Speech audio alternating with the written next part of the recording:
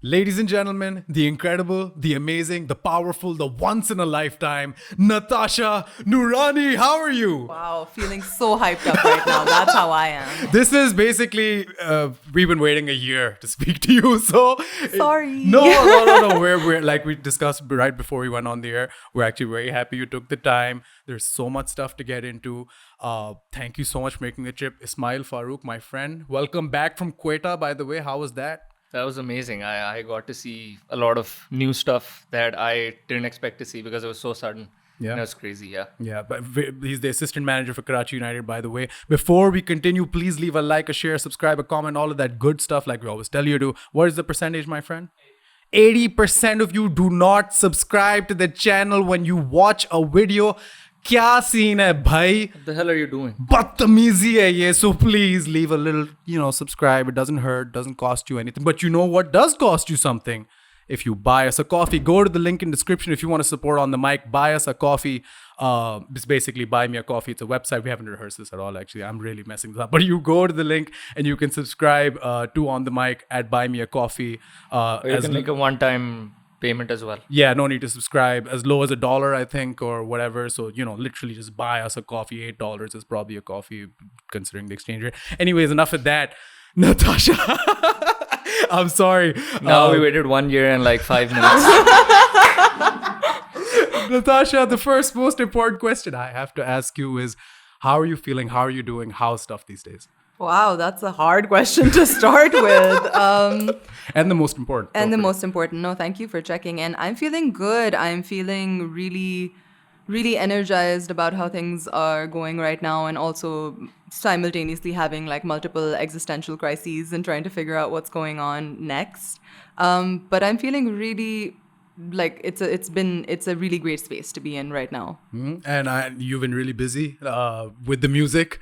You've been putting out, like I said before we went on, banger after banger after banger. Faltu Pyar. Oh, Faltu Pyar to baad mein aata. Choro, the greatest pop song in my opinion that's come out in the last, I don't know, ever. You know what I mean? It is, honestly, I'm I'm never this jittery, you know what I mean? I'm actually a very big fan. Choro is that song I listen to when I'm going back home from work, tired as hell, and just want something to pick me up. Faltu Pyar, absolutely incredible. Laya, sorry. Laya has been like one of those songs that I feel like is really going to be redefining that genre. So like, how have you felt getting back into the thick of it with, music video after music video, song after song? Is it like something that you're comfortable with? Are you enjoying the process? What's that like? I mean, it's been an interesting couple of years because I think I've just been focusing on making music full time only the past 3-4 years. Prior to that, lots of like production work and like back end stuff, also music related, but not, in front of the camera. It's really been great, honestly, because the luxury of being able to figure out your own sound and having the agency to do so in this music economy, in this music industry, it's just been magical. And it's been really difficult also, to be very honest, in terms of the fact that when you have music that doesn't have reference points within the current industry, when you have music that is maybe doesn't make sense to a lot of people yet, or may never will, but it means a lot to you, it means a lot to the kind of peers that you're working with, and it serves a certain purpose in your mind. It's always an uphill battle in that way, but just being able to get more agency in how I make my music videos, the kind of colors I get to use, just like figuring out characters that I get to be both in songs and in videos, it's been great because I feel like I've been gearing up for these moments like the past 10-15 years in terms of all of the learnings that I've done, and now it just seems that much more seamless and that much easier to me, and so it feels a lot more fulfilling than if this had happened a few years ago for me. I really think that this journey has been really worth it. Yeah, and you just said that it might not make sense to people, or maybe you get that feeling, but from the outside, there are a lot of people who love your music, who adore your artistry and everything that you're doing. So what do you exactly mean by that? Genre defining and everything. So from a fan perspective, do you think it's something that people will get used to, or something over time? I think that one of the more surprising things for me has been how many people this has resonated with, right? Because I released all of this music during COVID in a point where I couldn't really interact with people either at concerts or like wherever you kind of meet people who would want to be able to give you feedback. And as I managed to traverse more into the public, doing more gigs, doing all of these things, I can see that impact. I can see people singing along to my song, right? Which is made essentially in an isolated tiny bedroom with 2, 3 other people. You're kind of putting it out and you're just daydreaming this into existence. And to see that, to have those moments really is just, it's really incredible. I don't have the ability to articulate how magical that is. But in terms of from a commercial standpoint, right, that's where it becomes a little difficult to, when you're trying something new in any field, not just in music, when you're trying something new, an audiovisual experience that is that, then there is oftentimes a certain amount of pushback, and it takes people to some time to adjust to newer genres. Like rock was king maybe 10 years ago. No one wants to listen to that right now. Everyone is on a hip hop wave, which is fantastic, because with hip hop comes R&B, comes a certain type of pop, comes all of these things, right? So like genres and tastes keep evolving as people do, and it's very interesting to see how they kind of trickle into the Pakistani artistic ecosystem. So I think there's some trickling happening right now, and I think that it's definitely going forward. And how do you push the envelope in that regard? जैसे आपने कहा कि एक for example trend चल रहा है, एक time पे rock music चल रही थी. Now the trend has slightly changed, but we see people like yourself, people like Talal Qureshi breaking into this sphere, like pushing the envelope. How does that happen? So it's obviously artist की तरफ से, so there's a bravery and that requires some artistic, license. But दूसरे brands की तरफ से, because I think you're also part of that industry as well. So from that perspective, how do you think it becomes easier for an artist to tell brands कि यार, let me do this, or they allow something like this to happen? Just to add to that, like, I'm sure there's an element of accepting, like, even in a business, for example, if you're making a bold decision like this to like make music that a lot of people might not understand. I think one of the previous interviews you did was you said, and it's a really awesome thing you said, that I want after every song for the audience to be left confused, right? And I thought that's awesome. But for every kind of song that you put out where you feel as if it is supposed to be pop music, but it's not popular music, you know what I mean?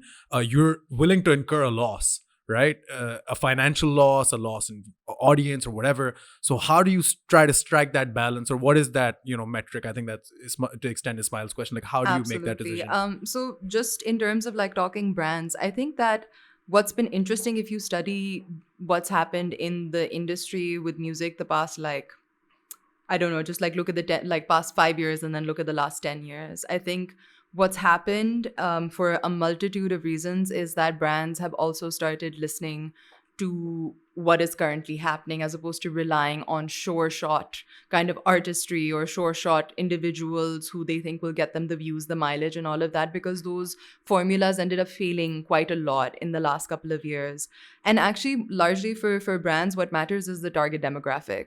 So 18 to 35 10 years ago is no longer 18 to 35 now, right? So I think because that keeps evolving, I think that the brands then eventually need to listen, and you see that confluence of both brand and what is actually happening on ground actually kind of taking place, and being able to keep up with what's happening, as opposed to kind of coming into the market, these artists coming into like a larger mass market 3 years after they've released those songs, right? So I think that that's definitely a massive change that has happened.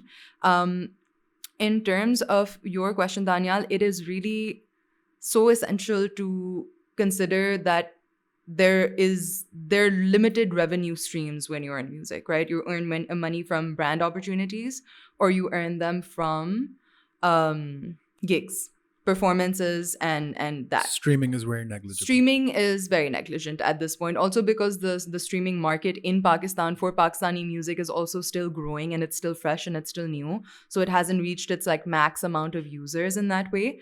So I think the agency of really doing that comes with like having the finances, the collaborators, and the community to kind of then be able to create your own, as they say, product. Right? In this, it would be a song, a video, whatever it is, and you kind of need to tap into those things. But what that enables you to do, so if I'm executive producing all my videos and my songs, that means everyone on set is getting paid, where like, everyone on set is essentially getting paid, and then you further then have the ability to do whatever you want with that. Yeah. Right? You can then take that risk and you learn from that risk, and you kind of have to study to a certain degree the data that's there. But I think ultimately, like, because there's obviously a very big focus on like the business and the economics of music, it's still not, I think, big enough for an independent artist to really rely on that necessarily. So I think what gives me the ability to keep going and to keep doing this is also realizing and realigning myself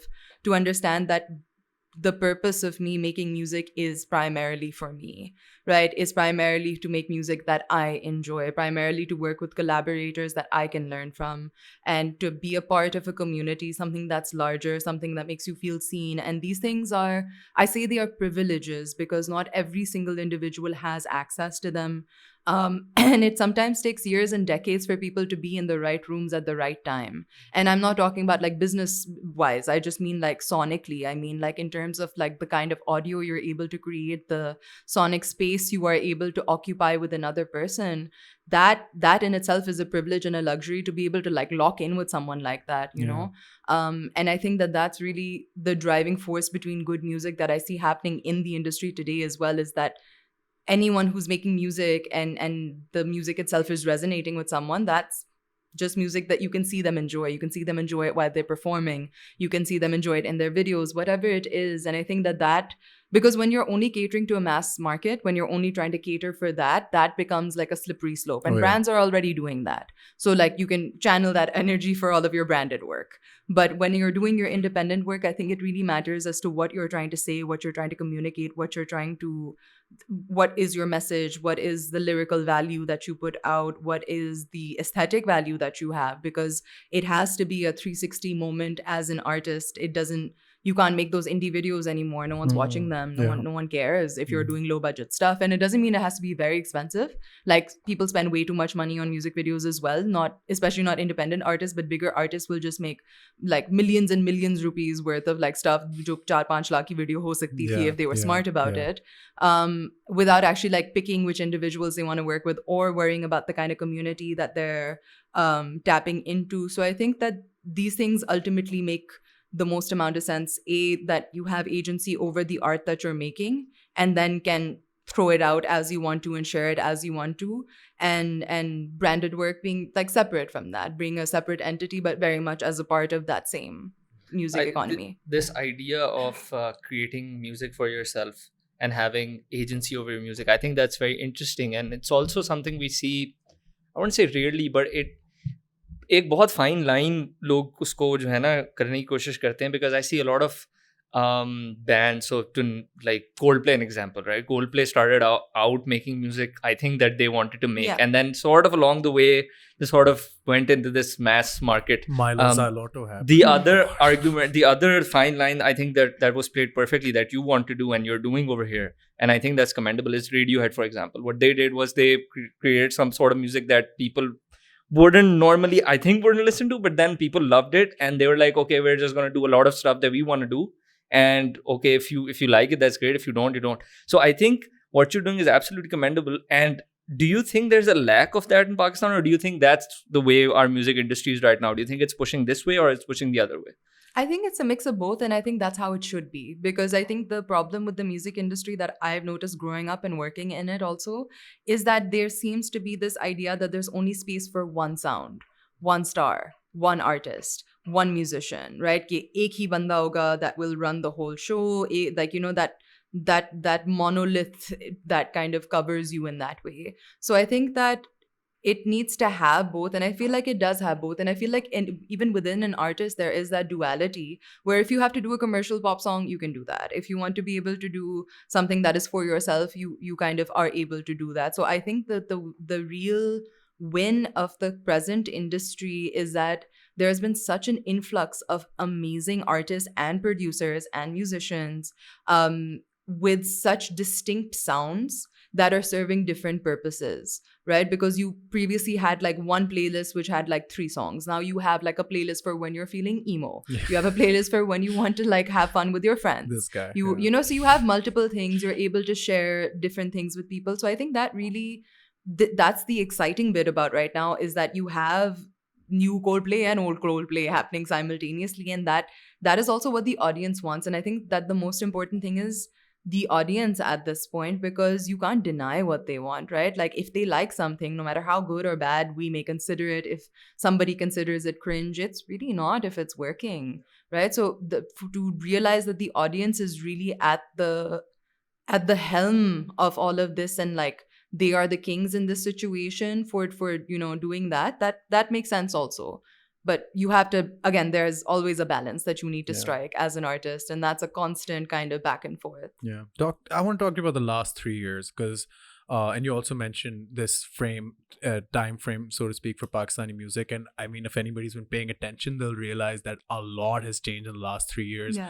Little pre-pandemic, and then throughout the pandemic, and then when things started opening up, you could tell that there existed not only just artists who were more in tune with their craft, or even if they're always in tune with their craft, they were now resonating with larger audiences. I think the big thing that changed was that there's now an audience for, like, almost like you said, every kind of music, right? And if you go to a gig, you'll see it's mostly packed, because people are hungry to go out and have some kind of a social gathering, and a place like Pakistan especially. But of course, we know what's happened in the last 3 years. People have been putting out music. It's been recognized. Spotify has played a deal. Patari is dead. Like, there's a lot of good things that have been happening in the last 3 years. But to you, like, how would you sum up, or, as somebody who's studied music extensively as well, what would you say are the key things, or the key takeaways, so to speak, the things that changed, that brought us towards 2022 being the biggest year of Pakistani music, beating 2021, and then 2020, and then 2019? Like, what's different now? I think you also, like, mentioned a lot of it is that the audience is finally listening. I think around about 2015, I remember as a festival, as an individual, we had to kind of beg people to listen to upcoming artists. We had to kind of really con them into coming in and just opening their ears and being open in terms of, like, allowing these artists to come into their hearts and live there. It's very different now, because I feel like there was such a huge void in between, right? Like, in say 2007 onwards, there was really sporadic music happening. Only a few artists kind of still survive from that lineage of, like, Indus music artists in that way, and some of them are still working. Like, Atif Aslam really knows what he's doing, and I think that he's one of those people that's so commendable in the way that he just constantly evolves with what's happening. And there's a lot of other artists that have managed to do that as well. But I think that there was just a huge void, and there was a lot of listenership waiting to kind of happen. I do feel like COVID played a huge part in this, because there was a saturation of corporate music and corporate shows, and those corporates would then curate the same 10 to 20 artists that we have been listening to for the last however long. And so school gigs, everything, TVCs, whatever it is, any kind of opportunity that plays into the music economy, gets your music heard, so on and so forth, helps you build an audience. All of those were being given to the same people. So I think that there was just a huge frustration from the audience's point. Secondly, I think and because of COVID, that just kind of, like, broke that, right? That broke that mold. That really well-oiled machine had to kind of shut down.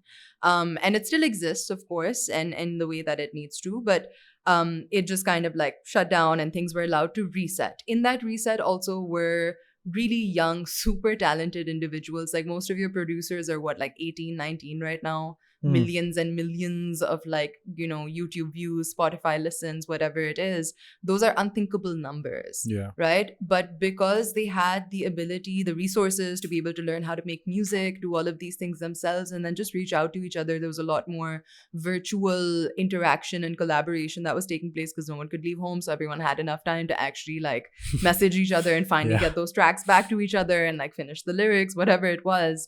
I think that made a huge difference, and I think that equalized a lot of it, right? Because there is always like a hierarchy and a dichotomy between upcoming artists and like new whatever it is. So there was just like a lot more access all around at that point, and you know, artists like producers like Ruvalio are just like excellent examples of artists who just are constantly learning, evolving, working with different musicians, helping them work their sounds out.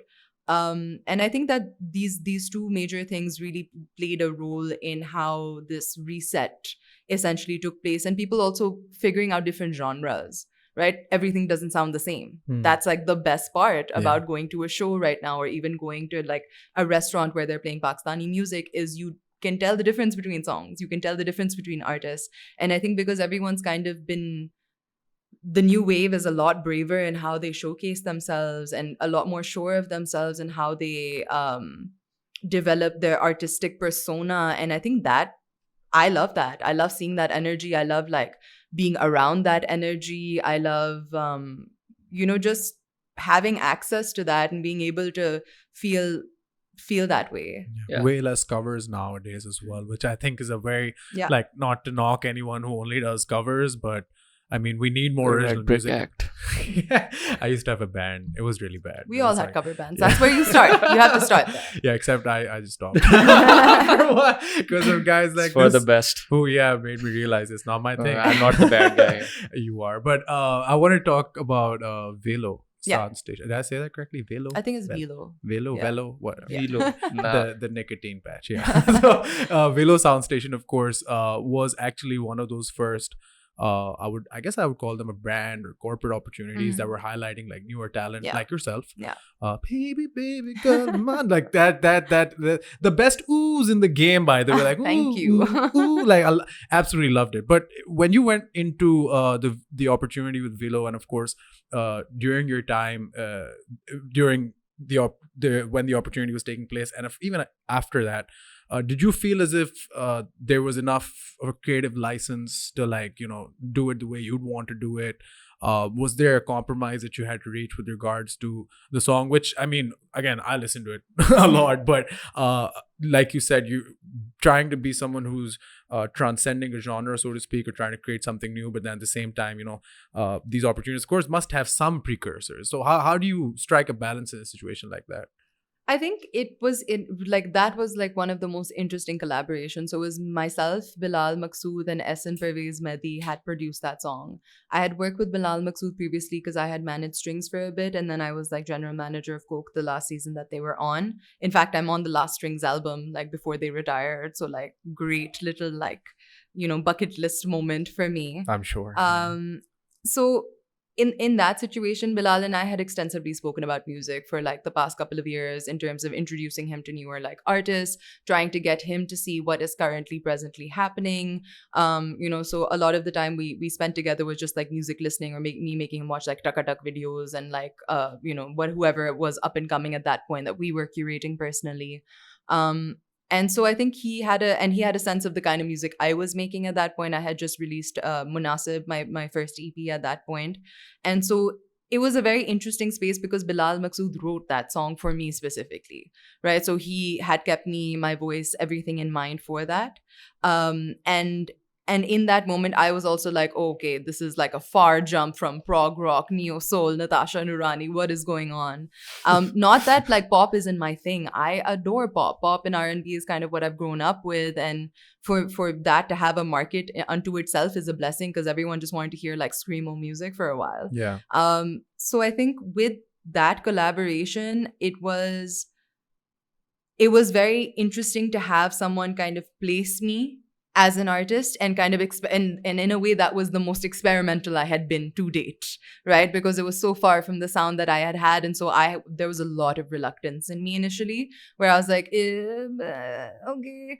But honestly, I think if Bilal had not been on that project, if Bilal kind of wasn't the person who was pushing me to do this, it would not have happened. I think what he allowed me to see was that if I am open as an artist, then I just essentially need to not be in my own way. That is it, right? And the advice that you kind of get from individuals who have been in the scene long enough to understand, again, the music economy, but also like that creative space and that writing, I think that Bilal was able to kind of guide me on much better than anyone else could have. And that level of trust between your kind of music writer and as an artist, I think that because that was so strong, I was willing to take that risk. And I remember even on set, I was so deeply like uncomfortable being in front of the camera because I was so used to like being production manager or being behind the camera and like handling the BTS, that like sitting in the makeup room was also like a stressful moment for me. I'm like, what am I supposed to do? Yeah. I like got there right on time, which was 5 hours early. Then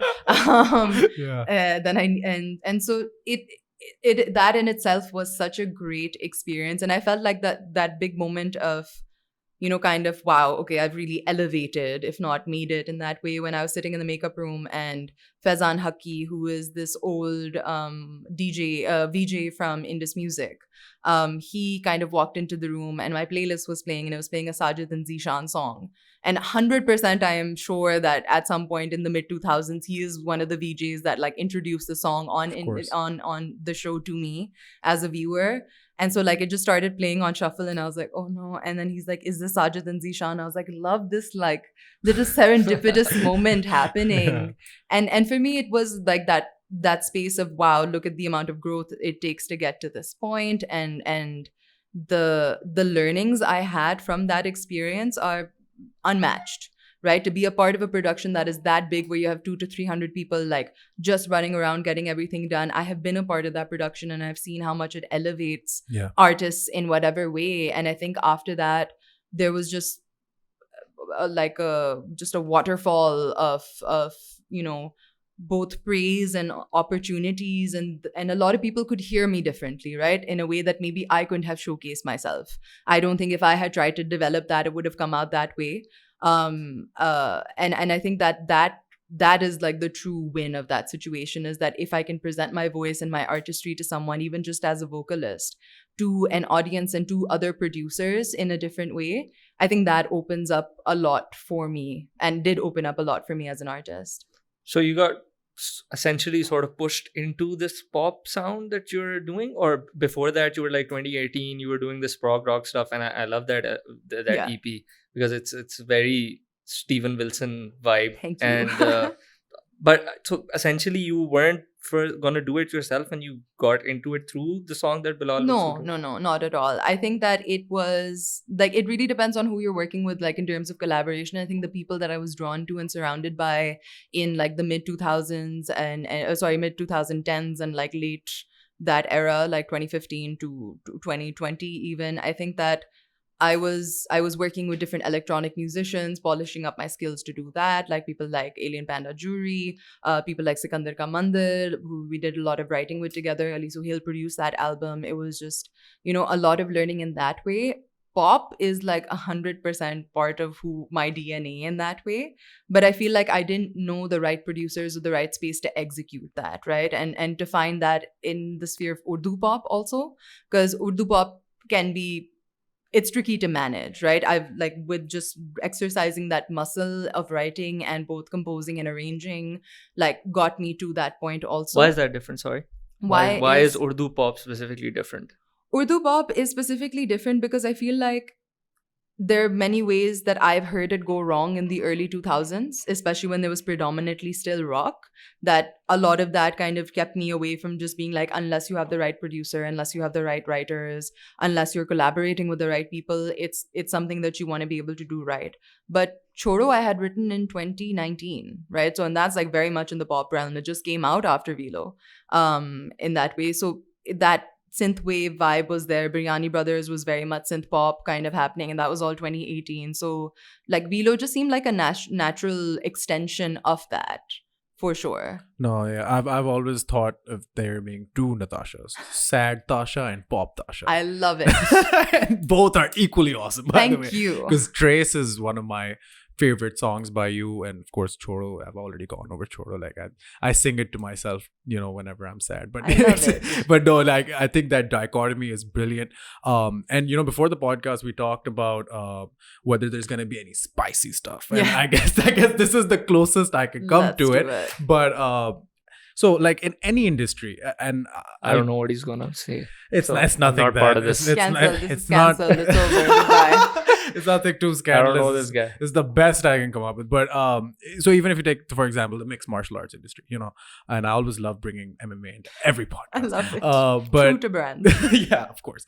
And what I've noticed in MMA is that when there's a newer wave, so to speak, of fighters or artists, because they're also mixed martial artists, like newer way of. Why are you laughing? I was like, that's a good. Be careful, all right? These MMA guys don't mess around, right? I'm Technically, kidding. they are artists. They're technically, of course, they're artists, but new wave fighters, artists, coaches, or even promotions. When they come up, there's always some kind of a hesitancy, reluctance, or whatever you want to call it, from people of MMA past who were always like, oh, I don't know if this is gonna be okay for our industry that we have built, right? And I'm sure this is the same thing for a lot of people in music, right? And having worked independently all by yourself initially, but then obviously coming into the industry and having worked in the different roles that you worked in, and obviously you can't speak for every single person of music past, but would you say that in large majority of cases there isn't, or there is that reluctance to accept newer artists, or are more established artists welcoming to newer artists in terms of bringing them in, teaching them, passing on what they know? Or is it like, nah bro, figure it out? Like how does this dichotomy between new and old work? I think before this reset, it was zero access, right? If you're a new artist, just deal with it.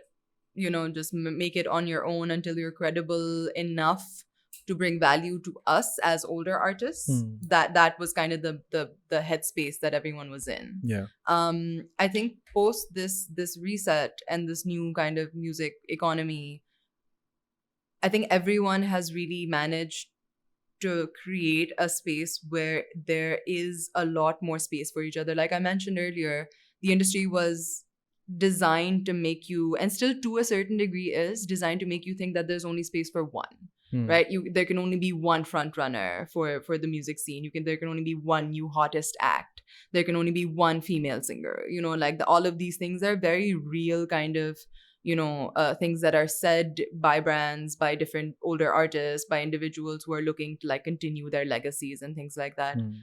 The really great thing about right now is that whatever this new wave of artists and producers, whoever they are, there's a sense of openness to it, right? There's a sense of people wanting to collaborate with each other. There's no मैं तुमसे बड़ा artist हूँ तो ये होगा, मैं नहीं कर सकता आपके साथ कोई काम, या oh you are in my DMs. Like none of that is happening. It is very much like there's constant support going around in that way, and there's a lot less drama, or at least I am not close to the drama, which is nice in that way. And I think that's what's happened in the last 2-3 years, why music has become more palatable, because you can see your two favorite latest artists work together, and that's value. You kind of wanted that always, but now you kind of get that. So 800% there was a lot of gatekeeping happening, and to a certain degree there still is, especially with the older artists who are either trying to emulate younger artists in the hopes that they get as many views, or doing all of that. Gatekeeping will remain gatekeeping. Like for me, one of the things that never made sense was all of these like bigger artists that were going on tours 4 or 5 years ago, even within Pakistan. The fact that they don't have an opening act that is an upcomer, right? Like, or just have like somebody who's a breakthrough artist just waiting for their moment, because world over, globally, this is the model, because wahan bhi performances se hi wo paise banate hain, right? And like people make it big once they're able to open for the act that they can be associated with. And tiny things like this, which unka kya jata hai karne mein, right? Like you need an opening act, you need somebody to get the crowd of like going for you and your set. So just get somebody who is like really actually good and has value and worth, and kind of wants to climb that like whatever ladder, whatever trajectory there is to like grow your audience. Now I feel like that's there, where everyone's performing at each other's gigs, or just being like, "Aa jao saath mein, humne gaana kiya hai, so just come perform that," or asking people to open for each other, whatever it is. So there's definitely a lot more of that, but I will also say there's still sufficient amounts of gatekeeping. All of that will remain, because like these things are so ingrained within the industry that it is still hard to do. Right. No, that makes a lot of sense. And access की जो आपने बात की थी, I think, or I want to get your view on this. Access, COVID की वजह से there was a great reset of sorts, or the access became much more, much better in that regard. How much do you think it's also down to sort of technology and the way music is produced now? जिस तरह के आपने कहा कि कमरे में बैठ के बना लिया. I know a lot of musicians up and coming, especially a lot of these producer कहीं और बैठा हुआ है अपने कमरे में म्यूजिक बना रहा है, he sent it to this other guy, उसने अपनी vocals ऊपर डाले, ट्रैक बन गया. So there's obviously a good part जिससे ये access or ease of making music फायदा हुआ है. But the other side of the argument that some people say is कि, and I don't know what you think about this, is कि the computerized version of making music has sort of cons in the sense कि it's made music making a bit too perfect, in the sense कि sort of हमने drum beat डाल दी, it's the same tempo पे चल रहा है, it's almost too perfect. There's not a lot of sort of, because you find like there's a lot of things to discover in terms of imperfect. वो जैसे jazz drumming for example होती है, there's a person is doing it himself, you've recorded that in the studio yourself. So what's your take on this, that music production, because you've been a part of this process your whole music sort of career. So what's your take on this? How has this changed, and what do you like about it, what do you not like about it? Sorry, I need to adjust my chair. It's perfectly fine. I didn't want to make noise. Okay. No, please creak your chair. I know, I don't want part of the to. process. Yeah, this is a feature, like This is our production. people listen to the podcast so they For can the hear creaks. some chairs creak. Yeah, no. I think this is, if you look historically at music, even just within Pakistan, this has been a constant thing.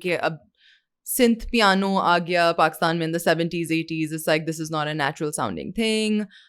This is a problem. What do we do with it? It's not, you're not actually playing it, so your musicianship is zero. And even most of the music you actually heard in the 2000s, all of the band stuff also was very heavily produced. All of your and not to say that it wasn't live, but there's always been a hybrid, right? It is a constant hybrid. Like Hadika Kiani's Dupatta Mera Malmal Ka is actually an electronic song if you listen to it, right? It is just exactly that.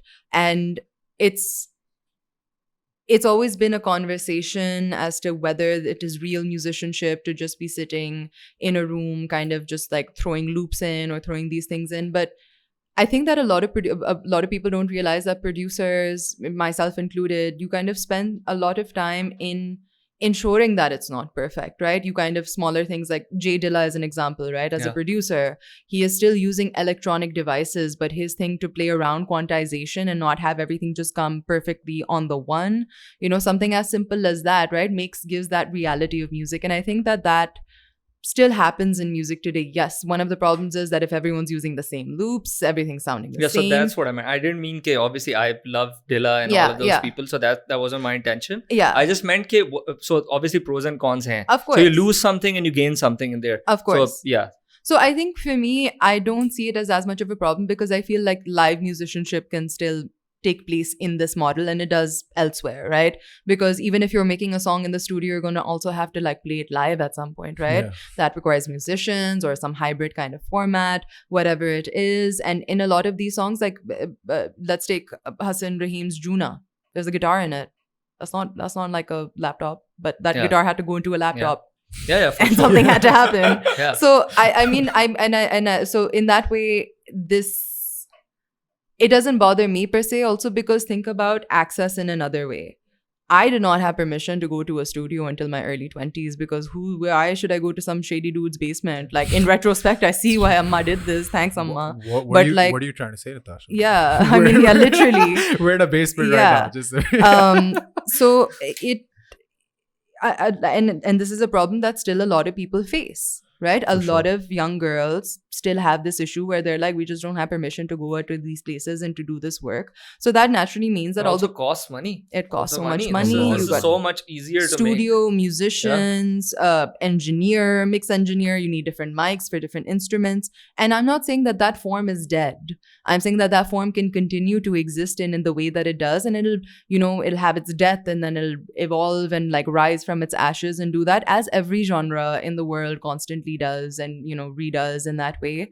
But for me, the real value of electronic music, and everyone's kind of, I think a lot of the interviews I've been in are just like, oh, EDM, EDM. It's just that there's electronic in itself has so many different meanings, because a lot of electronic music production actually thrives to emulate live samples, right? A lot of it thrives to sound real as well. So there's a melange and a mix of the kind of sounds you can achieve just with a laptop, but the ability for these individuals to like, I don't have to, go to a networking event and meet a producer and then kind of like beg him to give me some studio time and then not having back to me for like 6 months. And the producer's probably going to pick one out of like 12 Absolutely. people. And I think those the 11 really are? great thing is that now you see a lot more like people producing. Like I think Zara Paracha is now producing like half of like hip hop at this point in Pakistan, and all of these things, Hania Aslam, all of these like wonderfully talented artists, Natasha Ijaz, are just,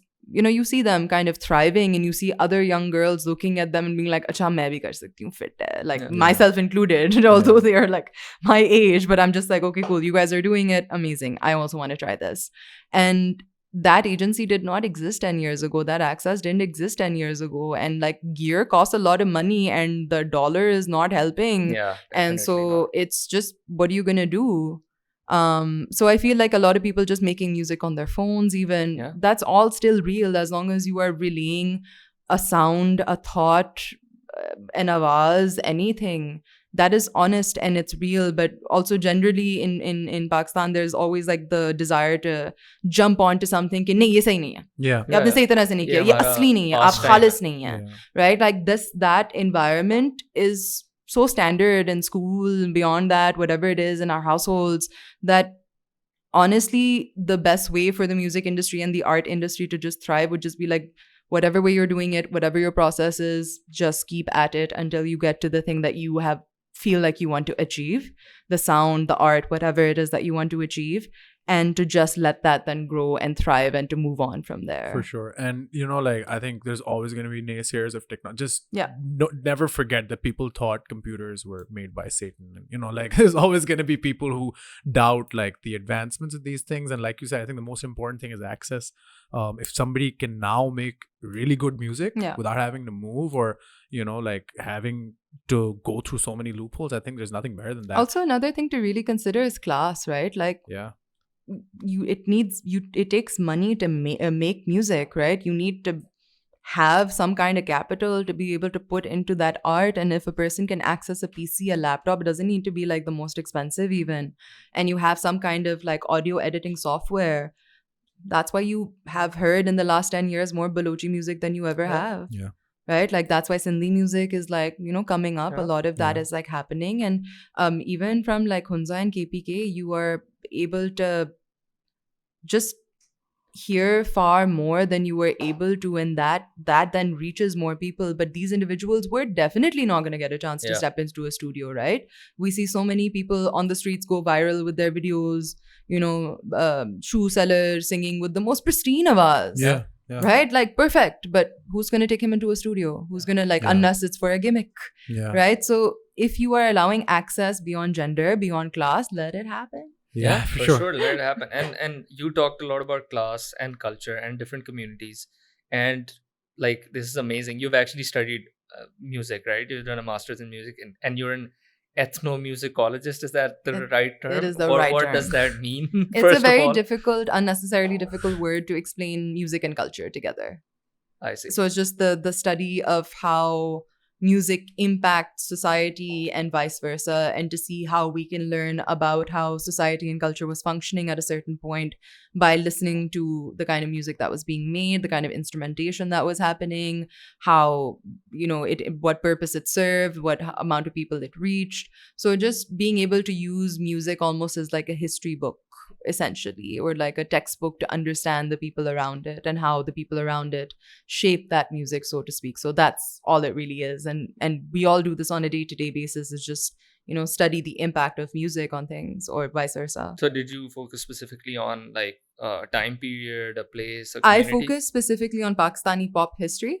So just in terms of like popular music, film and non-film from 47 to the 70s, but with like a pure focus of like of 67 to उस 77. बंदे का कुछ पूछ भी नहीं सकता उस time का कुछ पता नहीं ये क्या बंदा I करे. mean, because that's actually the reason why Yeah. I was interested in doing this is that we've lived here our whole lives and we don't know who to Yeah. listen to. We don't know how to access, and that is a failure of institutions, not school institutions, but state institutions for not being able to memorialize and give us more. Like, why did I growing up know more about Kurt Cobain in the 90s than I did about vital signs? And Yeah. what about Mehdi Hassan? I mean, look at his grave right now. Like it's a shame what's happened to Yeah. some an icon like him. और हमें बड़े होते हुए I think सिर्फ 2-3 लोगों का नाम पता था. Madam Basically. Noor Jahan, Mehdi Hassan, and like one or two other ones. And we grew up actually listening more to the Kurt Cobains and all of the other people. They were our idols, and that's clearly a quite big failure, I think. It is, and I used to feel that this was a failure on our generation's part as to why did we not pick up on these phenomenal artists, because if you listen to a lot of the work in the 1970s, Sohail Rana, the AJs, a lot of these bands that were playing in Karachi clubs and also playing, Was Alamgir in the 70s or the 80s? Alamgir was in the 80s. Yeah, but even that unto itself, right? That's like hardcore pop and disco kind of happening in the late 70s and early 80s. A lot of these individuals were making like hyper experimental music that if you released today, no one would listen to it, right? Or someone would just be like, this is not our culture. Yeah. And it is absolutely our culture, right? It is absolutely where we come from. And to be able to study all of these individuals who made a mark, made an impact on an entire generation of our parents, our grandparents, and that's what they grew up listening to, because also Pakistan mein sirf ek hi TV channel hota tha, ek hi radio station hota tha up until like the early 2000s, right? So in that monoculture, that meant ke 7 baje jo bhi TV pe laga hoga, Yeah, that's it. pura kaum wohi dekh raha hai, right? That's it. That's like the only situation where it would be different is if you're not watching TV or you're not listening to the radio. Yeah. So whoever was curated to come onto those stages, audio or visual, they were prime, and that's why getting onto TV was like the biggest success, or getting onto radio was the biggest success. And in fact, Mehdi Hassan was made through Radio Pakistan, right? Like that's where he made it big, is because he kind of switched his genres and also to cater to the audience that Radio Pakistan wanted to cater to as well. And all of these institutions have such beautiful databases that we just don't have access to. Main kidhar baith ke ye sunu? Right? Not everyone has money to spend on vinyls to be able to listen to this music, and that shouldn't be the case. And so you mentioned you've been you studied Pakistani music from the 60s till the 70s, more concentrated on that, although 47 till the 70s. What would you say is your one biggest takeaway, or the one takeaway that you wish more and more Pakistanis knew about from like the 10-year period that you, and this can be related to anything, like you said, music represents the culture and the time that your society is going through, but beyond that, like it can relate to anything. But what was your biggest finding, or the thing which made you go, oh shit, I just I wish more people knew this? Like, what would that finding be? It's very hard to pick just one, because I think because that time was so exciting, especially, and also so different. It was just not the Pakistan that we've grown up with or that we know. I think like the biggest thing is that there were different sites of music. Hamare school concerts hote hain, ya standard concert hote hain, ya radio, TV, that's it. Right? At that point, you had like a club culture that existed in Pindi, Lahore, and Karachi predominantly, which meant that you had like cabaret nights. You had people flying in from different parts of the world to perform there. So you had this like exchange of musical, cultural ideas taking place, and what that did to a listener and how that shaped the listeners then, that was also like, is definitely one of the more interesting things. But less than culture itself, I think for me an important individual is Sohail Rana, because he was so involved in different segments of the music industry. Then there was PTV and Radio Pakistan. These two spaces were trying to make both patriotic music and like make music that represented a certain kind of nation, and like, but essentially he was like scoring a soundtrack for the nation because it was going through so much identity building. And simultaneously, he was also making the most phenomenal experimental music. He has an entire album called Khyber Mail, which is just sampling a train. It takes you from the music of different types of different cities and different provinces across Pakistan. Bangladesh was a part of Pakistan then, and so you go all the way from there all the way back, and the influences of jazz and all these what would be considered as obscure Western concepts now are such a essential part of that sonic landscape that he, for me, is like, if you ever do want to research or study on someone who has really done something with a multitude of artists and a multitude of people, he is the guy that can teach you what Pakistan kind of sounded like and hence looked like. Yeah, Sohail Rana is the king. And is this album and his music, or how do you listen to Spotify, it? YouTube, anywhere. The good thing in the past like couple of years is that people have started uploading it as well, and so it has become more accessible. It's just harder to find, right? So like to be able to curate it such that the Pakistani audience can actually listen to it, I think that's still tricky. But also so much amazing film music, and EMI used to like offer a lot of record deals to individuals who no record label in Pakistan, even if it existed right now, would offer. आजकल वो बिल्कुल भी ना होता. अभी तो brands नहीं सोचेंगे इस तरह कभी. Yeah, पूरे live albums लगी हुई हैं फरीदा खानम की Yeah. by EME. And I think अभी जो आपने उससे पहले बात की थी कि it's very hard to find this music and curate it. Who has the time to listen to vinyls? That's something you're doing though, right? To sort of fix that problem. Peshkash is one of the things that you're doing. Absolutely. Why don't you tell us about that? That's a wonderful thing that you're doing. So Peshkash is essentially like a hub of music that I am trying to just get digitized and recorded, along with oral narratives that we've collected from individuals from different times. And it's essentially just a history and memorialization project, really, where due to the erasure and also negligence of Pakistani music in the past 60, 70 years, where state institutions have failed to actually properly archive all of the data that they have, or if not archive, then distribute that data. So to have a neutral space where the data is being collected, the data being music and kind of an understanding of what the history of that time and the individuals who were involved with it, unka kya usse lena dena tha, to have that for then easier access for individuals who just don't want to do the effort because why, right? So it's just I think that the main purpose of Peshkash is to just preserve and then also ideally at some point provide a lot more access and a lot more context to who we are, because I think constantly a part of my musical journey and my personal journey has been trying to access what is that, where do I come from? What is my heritage actually, other than Lahore Fort, right? Like what is past that? What is, like, if I want to get into the nitty-gritty of it, or if I want to see a version of myself exist in a time before, how do I do that?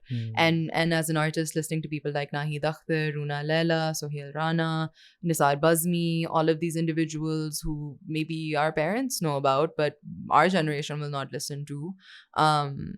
It's really changed me as a musician. It's changed me as a curator. It's changed me really, just my entire musical trajectory has been redefined by listening to Pakistani music. Yeah. And is this music available? So where can people go if they want to listen to or access? So I write a lot about the history of Pakistani pop music. So you can go to pesh.kush on Instagram. You want to spell that? PESH. Can't you put it down somewhere and like link in box? I'm sorry, that was my bad. Rookie mistake. The people don't look at the description, you'll be surprised. It's fine. And if you have, go buy us a coffee. But yeah, go check that out for sure. We will definitely make sure people go check out Peshkash. I want to, I love that we're talking so much about the history of music, but I want to bring it back just a little bit to the present day. We were talking earlier about the electronic wave, how it's changed things. I think Laya, your latest release, thank God I said it right this time. Laya has been one of those songs which, even from like the title or anything else, you would expect it to be a little more traditional in its sound, but as soon as the song starts you realize, oh wait a minute, this is something you didn't expect, like with the sound, the way the beat flows. Of course you got to work with Talal Qureshi. who I think is just one of those guys who, like, again, is really contributing to that wave through us. I really want Talal on a podcast, but he says he doesn't want to do interviews. This is an open call, by the way, Talal, if you're watching, which I probably isn't. But if you are watching, come to the podcast, just sit there, don't answer a question, bring your thing and just produce background music. I think that would be a really cool podcast. Siki can sit there. Boiler and talk. room on the mic. Bro, I would die. But back to Laya. The music video for Laya and even for Choro and even Faltu Pyar, like very particular. Like you were talking about earlier, the color palettes that you would choose.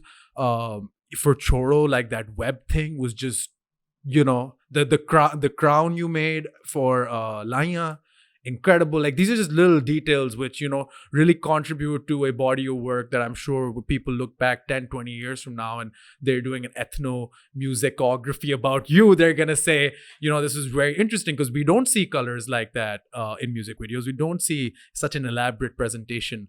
So just to talk about the music videos in particular, your work and your involvement and your purpose in making them the way they are, and then of course also just talking about the electronic wave in general, like how, and with the sound that Laya gave us, like what is, and you talked about this initially as well, you said that every music video, every song has a purpose, they have characters. For this song specifically for Laya, what was the purpose and what was the character that you were playing? I think thank you so much for all the kind things, and it's really nice. You ain't gotta thank me. You put out this music, I listened to it. This is just, quid pro quo. Don't worry about it. Yeah, no, it's just great when people can identify the details. Like that is also like really meaningful when people see the tiny things that you try to do. I think that with Laya, it's the second release from my album Ronak. The first one being Choro.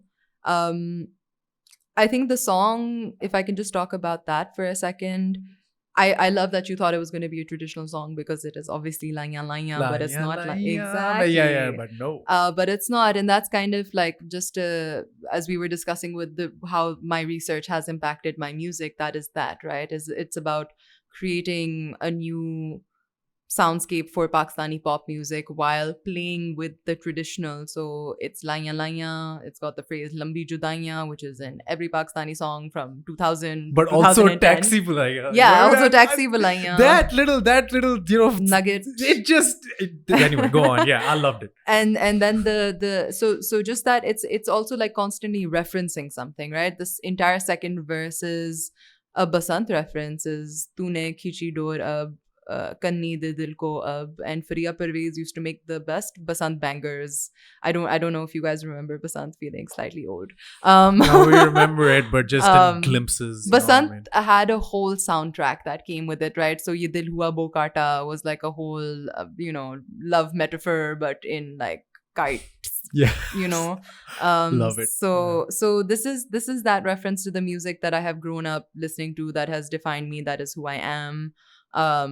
All of these things. And so I think that if you listen to Laya closely as a song, beyond it being like a whimsical upside downing of everything we've ever known musically, I think that you'll find like lots of these like tidbits in it. Yeah. And that's kind of what I want to portray. And I think with the video, it really, really is the luck and the desire to work with the right people in the right community. So both videos, both Choro, Trace, and Laya are all directed by Black Parrot, Abdurrahman Malik. He Shout is out. like, king for this stuff.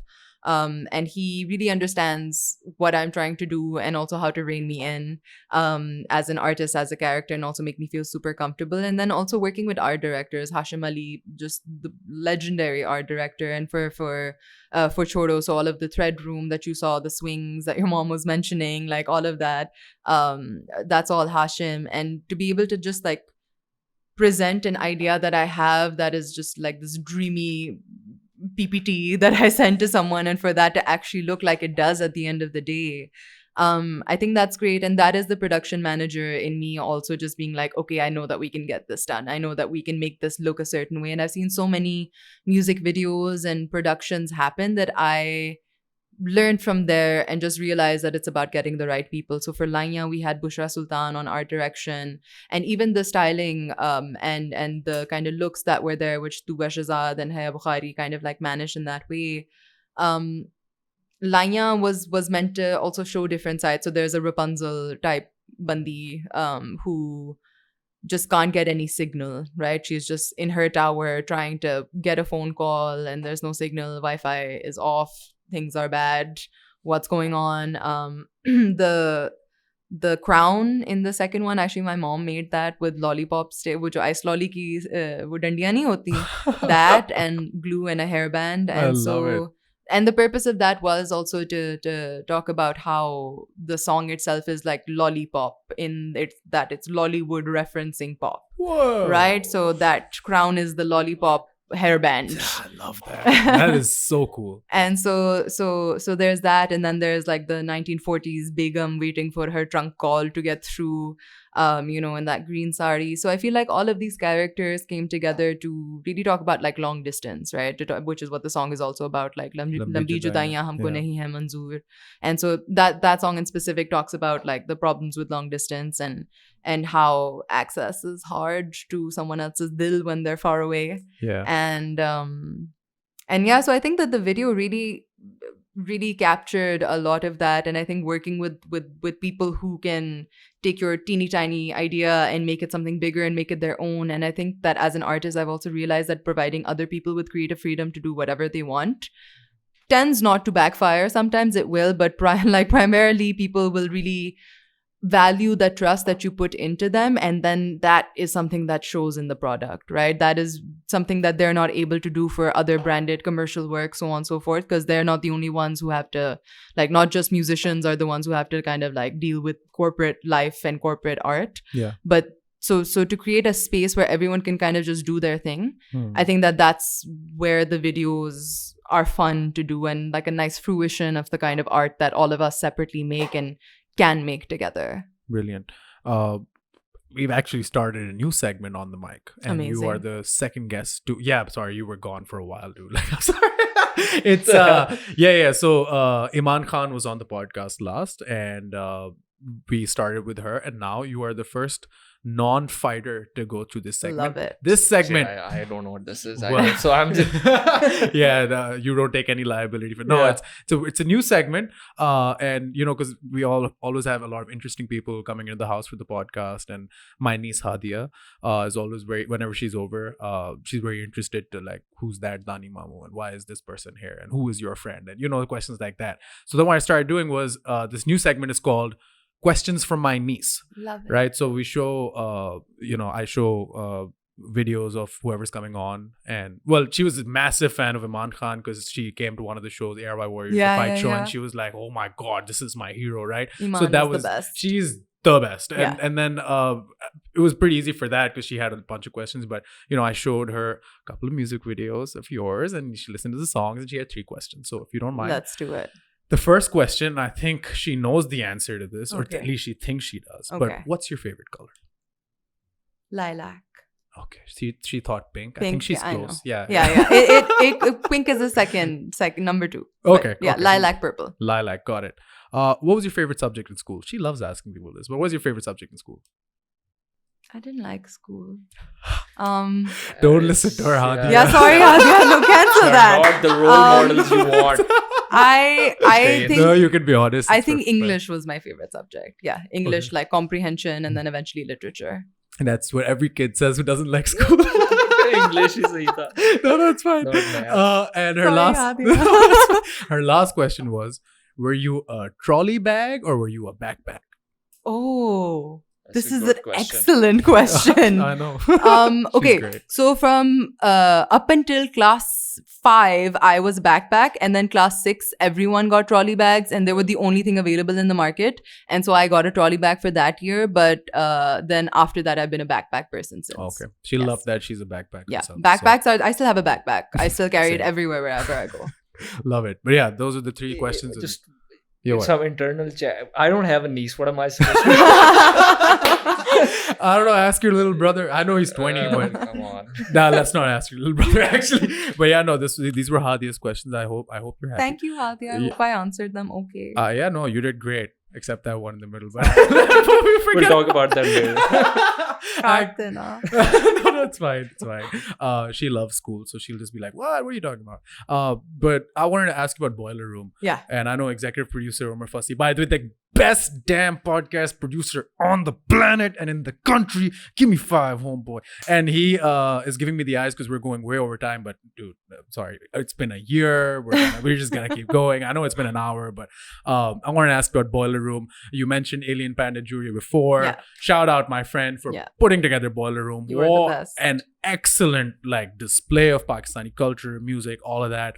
I wanted to ask you about your set at the Boiler Room, and I wanted to ask about that exquisite silver surfer sari. Thank you. Absolutely just brilliant. You know That what was I the mean? most unique boiler room, by the way. Everyone else's was like a boiler room. This one wasn't really. Yeah. No, I loved the sari. I love that you that was the first time people got to hear Laiyan as well. Yeah. And it was just so cool. You in a sari playing like an electronic track and just like almost rapping, with the hands as well. I loved it. But what was your Boiler Room experience like? And, what would you say about Boiler Room or, Alien Panda Jury and getting to work on that whole project? I need to start by saying that I adore Alien Panda Jury and that Danny P is like the only person who was willing to employ me like 5 years ago. So in 2017, Danny P had done a festival in Nepal called Sign Valley, and that's actually where I debuted my music with that exact same setup in Nepal. And I debuted my solo act as well as the songs that would eventually be on Munasib. And so it was, and I didn't have those songs ready when he asked me. I got them ready just before. So it was just like the best kind of deadline and the best kind of faith someone could put in me. And it was such a wonderful time just being in Nepal and being able to make mistakes as an artist and have a community around you in that residency space to just help you grow. And I feel like 5 years after that, Boiler Room just felt like such a homecoming, because every individual who's worked on Boiler Room to make it happen, and also a lot of the artists that were there for the DJ section, these are all individuals that if you study Pakistani music history just above 2010 onwards, like Orange Noise, Natasha Noorani, Stole Crane, Asfand, so many artists that have just been working, kind of having that moment of theek hai, we made it. We kind of came together as a community, and it felt like such a magical celebration. And I'm so blessed to be a part of that, because these were people who were I looked up to while I was in college, right? I looked up to them in terms of I wanted to make music like them. I wanted to learn production like they did. And they taught me, and they were so open and amazing about it. And so to 5 years on, go to Boiler Room, Pakistan, which I initially thought was a joke when Danny P called me. I was like, haha, okay, are you bored? What's happening? And so I didn't believe it until my set was over, right? And I was able to debut what are songs from Ronak now. So Munasib then and Ronak now. It just felt like this, again, just a beautiful homecoming, and just was so emotional, and everyone was just giving each other so much love. And to be able to see Ustad Noor Bakhsh perform live, and to see Joby, and just this, it was just really a magical space and a magical day. And then to just be able to share the music that I had spent the last year making with Talal Qureshi and Abdullah Siddiqui, and to share some of my older tracks that I haven't had the chance to perform. I think Constant Summer I hadn't performed live, so I managed to perform that there also. It felt like the best space to just throw my art into the world. At that point, especially with an album like Ronak that is so close to my heart, like songs like Laiyan, Matlabi, Baaz, Nishana, all of these were just to that community and to that audience, for them to react and respond like they did, just felt like it was pure magic, entirely. That's brilliant. I really love that. And, one thing that we definitely want to talk to you about was LMM, because, that was really formative, not just for Pakistani music, but for a lot of us who were attending back then. I remember attending in my levels, and I remember thinking wow, somebody's really put this together. Finally, there's some money behind Pakistan. I would have never thought it was just you and Zara, heading this whole thing and making it happen. What I want to ask is, when you look back at LMM retrospectively, what was the expectation that you had versus the return that you got, or the reality that you had to face when putting together an event of this scale, magnitude, so many different moving parts? Like, the schedule for LMM was always amazing. Like, you would have one person playing in one hall and then one in the other, and then, the whole thing. So what was your expectations and what were your results for putting together LMM? I think when Zara Paracha and I kind of co-founded it, we were 23, 22. So just in our last term of college, and just, both of us were musicians who were trying to figure out what it meant to be in the music industry after college, and what the music industry was. And so this is 2015, when there was no industry. Yeah. And there was no scene. And so for us, I think what we really aligned on, and what we really kind of allowed each other to just what we aligned on, and how we inspired each other, was just this desire to find our place as young women in the Pakistani music industry, who wanted to learn, who wanted to be a part of conversations that were larger than them, and also just had the ability and desire to showcase other artists. So I think that the purpose that I feel really still resonates with me super super well is that there was no space to be an independent artist. There was no space to have creative freedom. There was no space for you to meet people who thought like you. There were only these big industry cliques that existed then. You were corporate or you were nothing. And so I think that in doing this event, which honestly, if I knew how much work it would take, I wouldn't have done it. But I think that was part of the magic, is that we really truly believed that we could change things, and that we really did have the best of intentions while doing it. And we spent so much time curating and fighting each other to get the right curation, to make sure we've got an actual like good lineup, that we're discussing things that all of us are kind of interested in, both in terms of the workshops and the sessions and everything like that. And I think in having done that, I think people sensed our earnestness, because we really didn't have money. We even in the last LMM,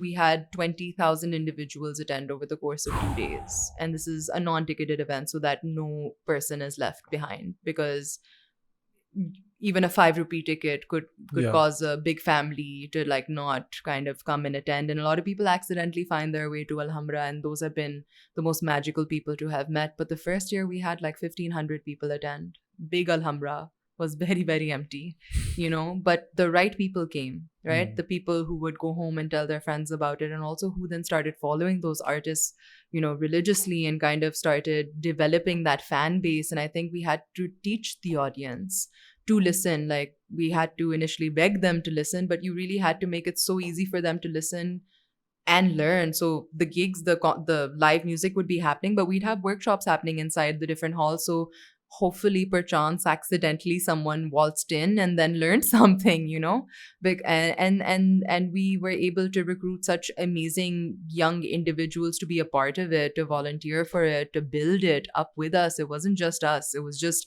equally insane young folks who really, really cared about these artists and wanted that access. And I think one of the other things that we really wanted to do was that sense of equalizing everything. We didn't have a fancy green room. We didn't care. We didn't have the budget. So you would see Ali Azmat just hanging out with his family in the lawn, just listening to music, listening to Sikandar Ka Mandir. You would see like, some of the biggest artists you wouldn't even like imagine just waltzing in with their friends, having a good time. And there was no demarcation between musician and musician, or musician and audience, because even now, if you go to a concert, how likely is it that you're going to get to meet and take a picture with your favorite artist? It's not, because ekdam se security will just whisk them away. Yeah.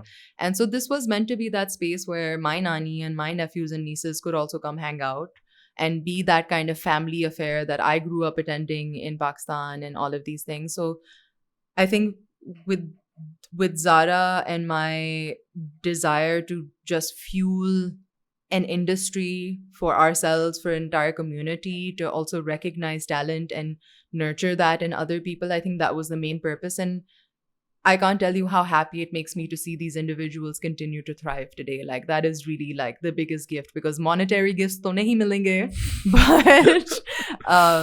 but just, seeing people like Abdullah Siddiqui, Manu Towers had their debut at LMM, all of these artists kind of doing what they're doing, having Nasibo, Faris, and Talal on the same night, having Red Blood Cat and Maidhai perform the same night. Just these weird, odd pairings, right? And just creating the space where they could thrive. I pride myself on the fact that hamari niyat bahut saaf thi, and it continues to be so when it comes to this. And I think that that's why people remember LMM so fondly, is because they felt the energy that we were trying to create and curate, and I hope it remains in their hearts forever. I think that's beautiful because I definitely want Zara on the podcast as well. She's the best. We DM'd her, she didn't respond, but we'll find a way. We will find a way. Sorry for doing that on air, but yeah, we will find a way. Allah ka karam hai. Biryani karam hai. Sorry, I had to do it, man. Why you apologizing to me specifically? Because I said I'll do it before the pod. You were like, oh my god. No, you said the other thing, which is don't do that. Okay, fine. I really want to. Nope. Please. Okay, fine. We'll tell you what it is Okay, after. great. You guys will never get to know. I'm sorry about that. Yeah, you're glad.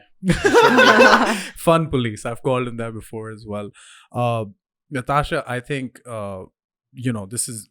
I'm so glad we got to do this again. And I was really looking forward to this for this reason, because I used a lot of adjectives in the start of the podcast. I think it was amazing, powerful. One more. Historical. Because not only have you studied and, deeply and extensively researched into the history of Pakistani music, but you've actually done something which I'm sure a lot of artists would never take the time out to do, which is use those influences in your music today, kind of pass it on. And through LMM, especially like the stuff that you've done is really like, I'm not just here brown nose, but it's historical. And so thank you from us, people who enjoy music and especially Pakistani music. I just want to say that, and, leave your thank yous in the chat because you owe her one. But yeah, we're going to move to our last segment of the podcast. And this is the guest segment. This is the segment where Ismail and I will take a backseat and whatever you want to say, whatever you want to get off your chest, any calls to action, anything you want the audience in particular to start doing more of. If there is someone that owes you money, if you owe someone money, Always say that. If there is a land dispute, a financial issue, a legal matter, anything, a fight that you want to pick, anything you want to do, Natasha Noorani, this is your segment. This is your time. I hope I've given you enough time to think of what you're going to say. Oh my God. You need some more. I can stall some more. This is your moment. This is Great synonyms, by the way. Absolutely brilliant. Take it away. I don't have much to say. I think at this point where the industry is just growing still, even though it's pretty grown already, I would just say ek dusre ka ehtaram kare and just be kinder to each other and be kinder to artists who are putting their art out, because it hurts. And just kindness will go a long way, and just try to nurture each other as much as you can, and be nice. That's it. Just be nice to each other. Be nice to me. That's not it. you. Yeah. And be nice on the roads, guys. No, I can't do that. Sorry. I can't stand like that. We're a country that drives like we have like the stove on. Chance. Yeah, uska to koi scene. Chalo, maybe not on the roads, but in person, in the Yes, comment please. section, just be a nicer person. Yeah, like in all seriousness. Once again, Natasha, thank you so much for making Thank you for having me. Thank you. I hope it was worth the time. And, we'd love to have you on again, because I feel like we have talked a lot, but I see like 8 things Ismail hasn't picked. So I'm sure we still have a lot to discuss in the future. Ladies and gentlemen, thank you for sticking around till the end. If you have, there's a pot of gold. There's no gift, but a thank you. So thank you for sticking around till the end. Make sure you have liked, shared, subscribed, commented, all of that good stuff, because it really does make an impact. Go buy us a coffee, because we're not making any money anyway. So links in the description for that. Link for everything Natasha Noorani, including Peshkash, including her Spotify discography, including her Instagram is there. So make sure you go there, leave some hearts, leave some follows, do all that nice stuff Like she said, be nice. And yeah, thank you so much again for tuning in. This has been the incredible, historical Natasha Noorani. This has been Ismail Farouk. Not so historical. Definitely not so historical, but he's on his way. And this is, I'm just kidding. And this has been the greatest damn executive podcast producer in the country, on the planet, in the universe, Umar Fasi Bashir, watching over us during this process. Thank you, sir. And this has been Daniel Nasir Mirza. Please, please, please, please, please, please, please, keep it tight. And take it easy. And we'll see you next time. Waiting for you to stop.